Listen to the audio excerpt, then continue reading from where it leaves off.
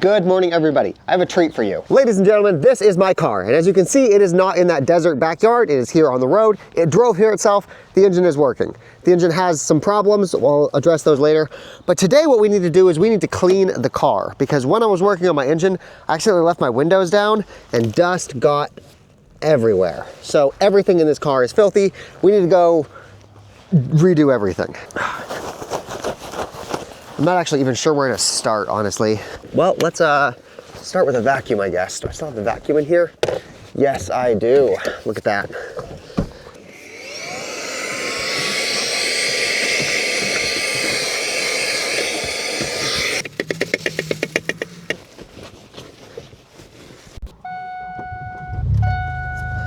One of the problems that my car is having is now my window buttons don't work. I think dust got inside the fucking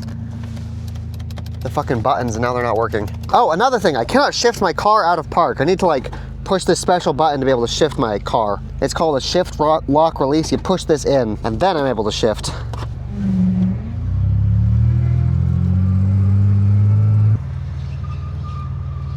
The problem that we're going to Walmart to fix right now is that my car tends to overheat.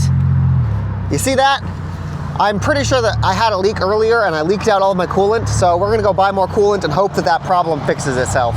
It's just not helping that we're getting stuck at literally every single fucking red light. My car is gonna overheat before I get to fucking Walmart. Okay, I've actually gotta pull over to let my car fucking cool down. That's annoying. Let me show you guys. I can smell the coolant from here.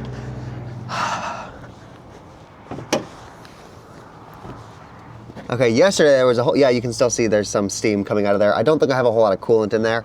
Otherwise, it would be more bubbly. Honestly, I don't expect this engine will last very long, honestly.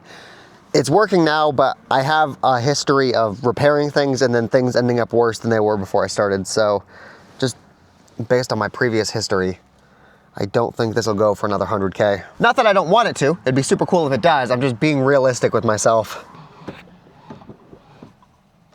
Did my battery die? Oh yeah, that's another thing. My battery is fucked. There we go. And I can't fucking start the car because I gotta fucking... You guys will notice that my power steering pump isn't squealing anymore. I did replace that.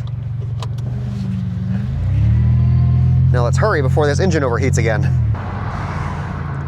God damn it, people, don't stop. Okay, we made it and the engine did not blow up. Yeah, I was at AutoZone yesterday and they were selling this for like $17. Grabbed some wipes to wipe all of the dust off. Now, hopefully the problem is as simple as me not having enough coolant in there. And hopefully it's not something like having clogged coolant lines. It is entirely possible this stuff is clogged. I don't have a funnel, so we're just gonna do this real careful, like.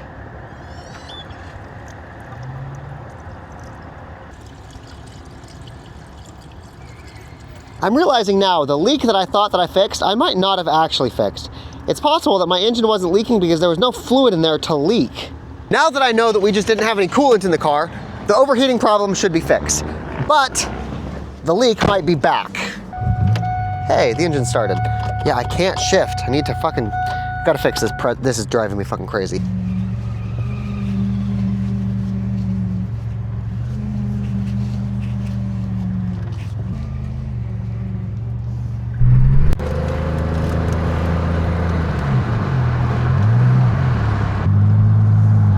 I think we fixed that problem. Good. What we need to get now is some rubber hoses. When I was fixing my engine, a lot of the rubber pieces and components, they just disintegrated when I was pulling this out. So we're just completely redoing all of the vacuum lines. Which means we need this. Hello. Okay, so there's a bunch of these like rubber tubes and stuff and they get really corroded. So a bunch of these lines, they're just not connected anymore. We just gotta reconnect them. Rubber tube, inlet. I don't think these vacuum lines affect like the performance of the engine. They just affect stuff like the air conditioning or like the boost from the supercharger. Okay, cool. I had my first little errand run with a new engine. Now we just get back to cleaning everything. I really need to fix that whole this thing where the key can't come out and I can't shift gears. It's because some of the wires in this, they've gotten old from just like the back and forth, and so they started splitting. I need to go in there and I need to solder some wires together. Good morning, everybody. We are back in the car. The car is a little bit of a mess right now. When we were at the cruise, I accidentally left my windows down and a dust storm came in. And so a whole bunch of dust came in just basically everywhere. I have tried to clean it up, but there's still a lot of work to do. Rather than trying to clean the car in one fell swoop, we're just gonna do it iteratively over time. We do actually have more pressing issues though. Yesterday, a biker came by and they accidentally hit their handle into my mirror and they cracked part of my mirror off. So we've got to fix that. This has convinced me that it's time to go ahead and install a dash cam. I've had this for a couple of months, but I wasn't going to install it because I wasn't sure if the engine would survive the rebuild. But the car works now, so we're going to be installing a dash cam up in the front and in the back. Oh, that's another thing. My car battery is super dead. Not like it needs to be charged. I mean, like the battery is shot. I need a new car battery. That's another thing that I was putting off because I was not sure if the car would survive. Batteries are expensive. They're like 100 to 200 bucks. Check that out though, this new camera, it just mounts to my windshield like that. Oh yeah, my mirror doesn't work. That's annoying. Honestly, I'm not even sure if the engine actually will survive. I've driven about 100 miles so far, but it's not long enough to know if there's any actual problems underneath the hood. So it is possible that the engine still blows up on mile 205. We've just got to hope that it doesn't. Ah, goddamn. Yeah, every time I close my door, it just makes like a shattery sound. I'm just gonna use the app to order. I've actually been eating here so often. Everybody here, they know me, like by name. I am living proof that it is possible to live entirely on McDonald's. Next up, Walmart. Let's get a new battery. Just a sec, I saw a wire dangling down from underneath my car. Huh. I think that's my oxygen sensor. Should probably plug that in. I don't fit underneath the car, so that'll be a future Nate problem. What do you guys think the chances are she'll start this time? Damn it, of course not. We're just gonna wait a little bit, let the back battery charge the front battery. It'll be a few minutes.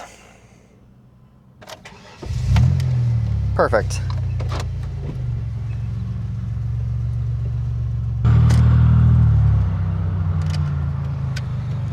Now, I'm not sure if any of you guys have ever purchased a battery before, but batteries are one of those things where you need to take your old battery in when you're buying the new battery. It's called a core charge. Actually, looking at this, I think I need to take this bar off to be able to get the battery out, and I don't have the tools with me to take off these nuts.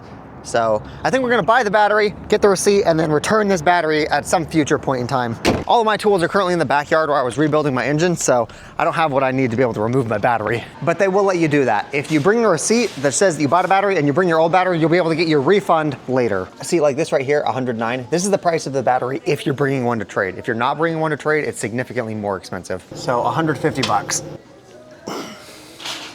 If the engine dies right after I install this battery. The battery cost 180 bucks rather than 140 it was supposed to. So it's like a 30 bucks more because I didn't return my battery with it. This battery right here is actually relatively expensive. There were cheaper ones that I could have got, but I got the bigger one because I know that we're attaching that dash cam setup and that's always gonna be powered. So I'm always gonna have something draining the battery. I want a bigger battery to be able to compensate for that. Hey, it started right up, cool. People on the internet want me to start door dashing again. Absolutely fucking not. I don't want to put this engine under any more stress than I absolutely need to. And now that I fixed my engine, I have to use premium gas again, which means gas is way more expensive than it was before. We are definitely not doing DoorDash again. That wasn't profitable with cheap gas. Okay, let's go install a dash cam. One thing this camera can't do is let me use both hands while I'm filming. I do miss that about my other one. So this dash cam right here, I've already taken it apart, but it's got two cameras. It's got one for the back, a really long cable, and then one for the front, and it's got a power supply. Okay, so actually this has three cameras. This has one camera on the front, one camera on the back, so like I can record the inside of my car, the outside of my car, and then I'll have the camera on the back window. I don't think I need to get too complicated with this. I think I can just like stick this right here. I've got a whole bunch of stuff on my windshield now, and I'm gonna have to replace this once I get the new windshield.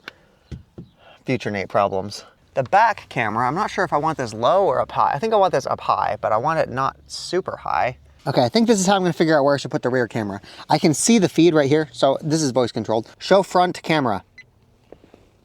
Show rear camera. So it's voice controlled, I can control it with my voice. And I'm going to look at that while I position this to figure out where it should go to be able to see properly. Okay, there we go, that looks like a good spot. And then we need to run the power cable all the way through it. And there we go, it goes all the way to the camera here. So now the front camera is connected to the back. All we need to do is power them both. Then to power it, we're just going to use this, and we're going to run the wire up through here to the device. And there we go, we now have the cabin camera, we have the front camera, and this is always powered, so this will always be on. Whenever it detects that there's like G-force, or like the car has been hit or something like that, it'll automatically start recording, and it will keep itself recording while we're driving. So I've decided that we will try to replace the battery here and now. The batteries are set up so that they're supposed to be able to just remove one bolt here and then slide the battery out and pull it up, but I don't think that's gonna happen. I feel like this battery is just too big to be able to slide through this compartment. I think we're gonna need to take this whole beam off.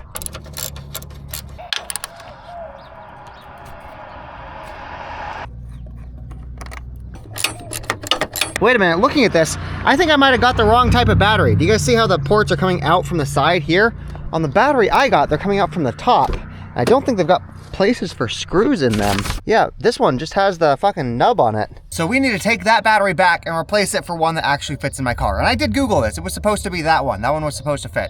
But this is a good example of why I did not actually post a rebuild online, because shit like this happens. It makes it really hard to film a daily vlog if you have to go back to the store every fucking 10 minutes to replace shit. But of course, to actually get to the store to get the real one, we've got to jumpstart this one again. Rather than getting another lead acid, I did consider getting a lithium ion battery to start my car, but they're like $800. Let's go do this again.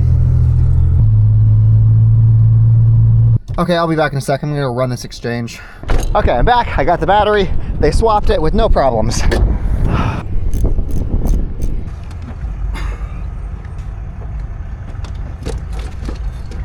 And there you go, just like that. Usually changing your car battery is super simple. Now, we just take the old battery back to get that refund. I'm pretty sure Walmart will actually do this for you, but I have to film myself doing it, so I did it myself. The fact that you need to pay more if you don't have one of these is one of the best things the auto industry has done in a while. This means, because they do this, almost every lead acid battery ends up getting recycled rather than just filling up a landfill. Then you just give it to them and it's just like that. Now, hopefully the battery will just stay on.